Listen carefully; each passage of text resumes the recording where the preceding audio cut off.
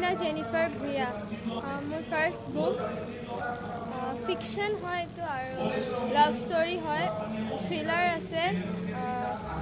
Drugs nisajukto samogri efaলৰ পৰা সমাজখনক সানি পেলোৱাৰ সময়তে কাৰ্বি পাহাৰৰ এগৰাকী জিয়াৰীৰ অনন্য প্ৰয়াস চৌপাশৰ নেতিবাচক খবৰবোৰৰ মাজত আমি দিবলৈ লৈছো এক ইতিবাচক খবৰ ডকমকাৰ এজনী কিশোৰী যিমাত্ৰ 15 বছৰ বয়সতে লিখি প্ৰকাশ কৰিলে এখন উপন্যাস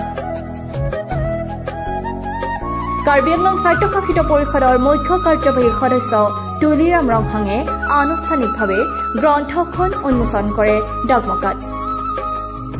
দশম শ্ৰেণীত অধ্যয়নৰত কিশোৰীগৰাকী মায়াময় শব্দৰ প্ৰেমত পৰিছিল সপ্তম শ্ৰেণীত অধ্যয়ন কৰি থকাৰ সময়তে ইপিনে চিত্ৰাংকনৰ প্ৰতিও তেওঁৰ আছে বিশেষ ৰাপ চৌপাশৰ পৰিৱেশ বিস্ময় প্ৰেম আদিক বিষয়বস্তু হিচাপে লৈ লিখা উপন্যাসখনৰ নাম ওয়ান্স ইন এ লাইফটাইম আৰু প্ৰকাশ কৰিছে দিল্লীৰ অভিজাত প্ৰকাশন গোষ্ঠী হৰ্নবিল ক্লাছিক্সে উস্তিনা জেনিফাৰ ভূঞাই এখন কিতাপ লিখিছিলে ওয়ান্স ইন এ লাইফ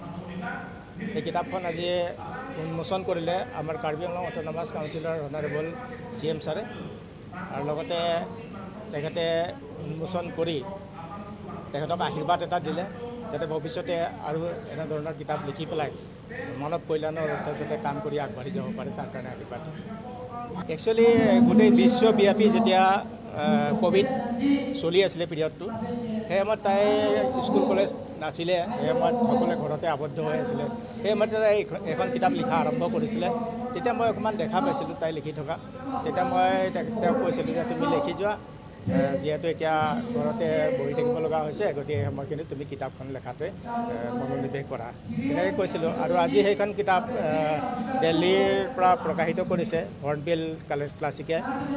গতিকে সেইখন আজি উদ্বোধন হৈছে এতিয়া মই নিশ্চয় গৌৰৱ অনুভৱ কৰিছোঁ আৰু লগতে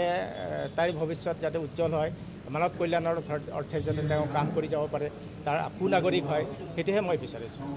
আমি পাব্লিছাৰৰ লগত যোগাযোগ কৰিলোঁ তাৰপিছত পাব্লিছাৰে এই পাব্লিছ কৰি দিলে কিতাপখন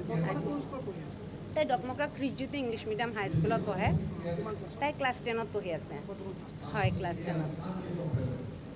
আৰু তাই স্কুল যোৱাৰ আগৰ পৰা ছবি আঁকে 2.5 বছৰ বয়সৰ পৰা তাই ছবি আঁকে এতিয়া তাইৰ 6th year কমপ্লিট হ'ল এতিয়া তাইক বিশ্বভাৰতী কলকাতাত নিমন্ত্ৰণ জনাইছে তাত যাবলৈ ডকমকা